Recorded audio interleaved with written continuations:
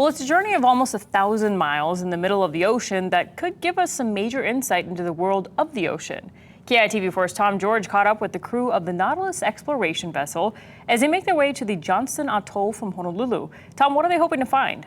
Yeah, well, geologically, this area has a lot in common with Hawaii, and it's also one of the final frontiers of scientific discovery. It's why those researchers are hoping it'll tell us a lot about our own ecosystem and how to protect it.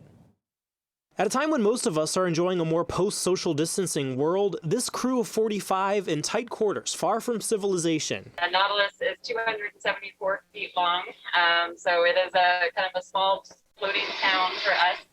We all really get to know one another. For the next 3 weeks, the crew of the Nautilus will be exploring the Johnston Atoll, 825 miles south of Honolulu.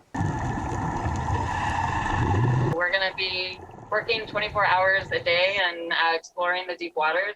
It's one of the last scientific frontiers. Remote vehicles and divers will track underwater coral mountain ranges, mapping the ocean floor, and maybe making some new discoveries along the way. Collections that might, be new species, for example, being the first person to hold a new species in your hand, or having a collection of a rock that might tell you what the age of an ancient seamount was from before the time of the dinosaurs. Making new discoveries and sharing Hawaiian culture. I feel like there's diversity reflected on many levels, not just the biological, with the cultural, the communal, the social. So it's really beautiful to be on this. I always keep calling it a va'a, to be on the va'a with everyone.